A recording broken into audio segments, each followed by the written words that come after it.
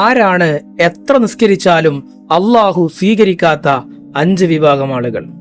ഏത് പാതിരാത്രി ഒറ്റക്കിരുന്ന് കഷ്ടപ്പെട്ട് നിസ്കരിച്ചാലും അള്ളാഹു സ്വീകരിക്കാത്ത 5 വിഭാഗം ആളുകളുണ്ട്. ഈ 5 വിഭാഗം ആളുകളിൽ നമ്മൾ ഉൾപ്പെട്ടിട്ടുണ്ടോ ഇല്ലയോ എന്ന് ശ്രദ്ധിക്കേണ്ടത് വളരെ അത്യാവശ്യമാണ്. കാരണം എത്ര കഷ്ടപ്പെട്ടിട്ടാണ് നമ്മൾ 5 വഖ്ത് നിസ്കാരം കൃത്യമായി നിർവഹിക്കുന്നത്. അത് അള്ളാഹു സ്വീകരിക്കുന്നില്ലെങ്കിൽ നമ്മൾ ചെയ്യുന്ന പ്രവൃത്തി കൊണ്ട് എന്ത് നേട്ടമാണുള്ളത്? അതുകൊണ്ട് ആരാണ് അള്ളാഹു സ്വീകരിക്കാത്ത ആ 5 വിഭാഗം ആളുകൾ, അവരെ കുറിച്ചാണ് നമ്മൾ ഇന്ന് സംസാരിക്കുന്നത്. അതിൽ ഒന്നാമത്തെ വിഭാഗം, അള്ളാഹു നിസ്കാരം സ്വീകരിക്കാത്ത ഒന്നാമത്തെ വിഭാഗം, മാതാപിതാക്കളെ ബുദ്ധിമുട്ടിക്കുന്ന, മാതാപിതാക്കളെ അനുസരിക്കാത്ത, മാതാപിതാക്കളെ സ്നേഹിക്കാത്ത, മാതാപിതാക്കളുമായി കുടുംബബന്ധം പുലർത്താത്ത ആളുകളാണ്.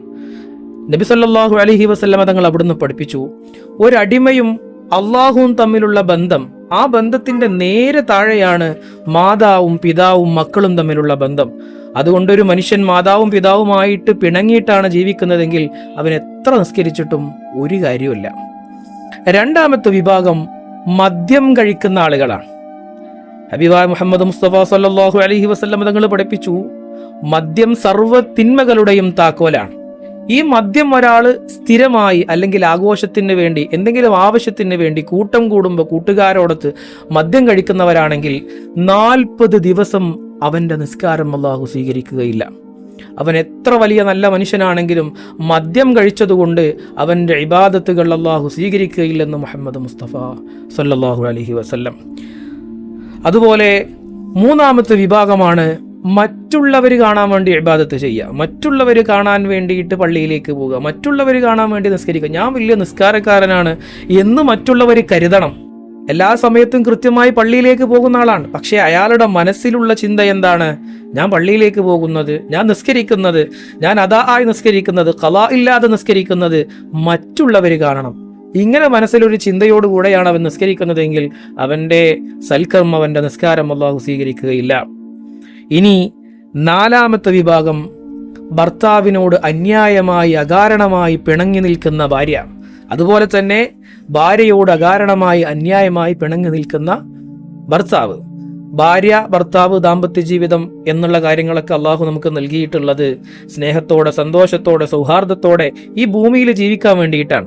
അങ്ങനെ ഈ ഭൂമിയിൽ ജീവിക്കാനും അതുപോലെ അള്ളാഹുവിന് ഇബാദത്ത് ചെയ്യാനും ഒക്കെ ഈ ഭൂമിയിലേക്ക് പറഞ്ഞയച്ച് അള്ളാഹു നൽകിയ വലിയ സൗകര്യമാണ് ദാമ്പത്യ ജീവിതം എന്ന് പറയുന്നത്.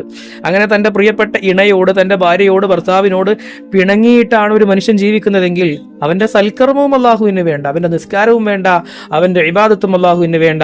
അപ്പോൾ അതിന് അള്ളാഹു പ്രതിഫലം നൽകണമെങ്കിൽ സ്നേഹത്തോടുകൂടെയുള്ള ദാമ്പത്യ ജീവിതം നയിക്കുക എന്നതാണ് വളരെ പ്രധാനപ്പെട്ട ഒരു കാര്യം.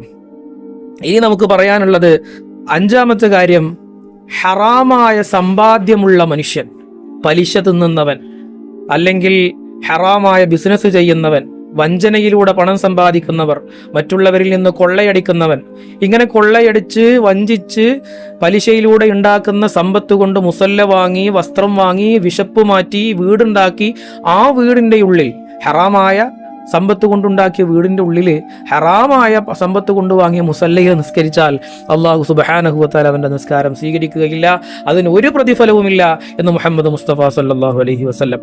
ഇവരൊക്കെ, ഈ പറയപ്പെട്ട ആളുകളൊക്കെ നിസ്കാരം നിർബന്ധമാണ്, നിസ്കരിക്കൽ അവർക്ക് എല്ലാവർക്കും നിർബന്ധമാണ്. നിസ്കരിച്ചത് കൊണ്ട് ഒരു പ്രതിഫലവുമില്ല, അവരുടെ ഫർള് എന്നുള്ള ആ കടമ വീടുമെന്ന് മാത്രമേ ഉള്ളൂ എന്നാണ് മഹാന്മാര് പഠിപ്പിക്കുന്നത്.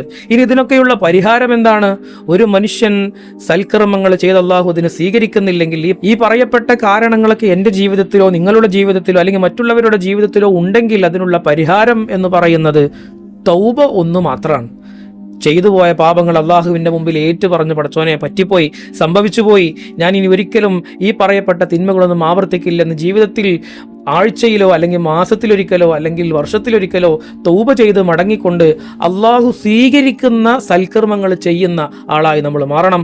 അള്ളാഹു സുബ്ഹാനഹു വ തആല അതിനുള്ള തൗഫീഖ് നൽകട്ടെ.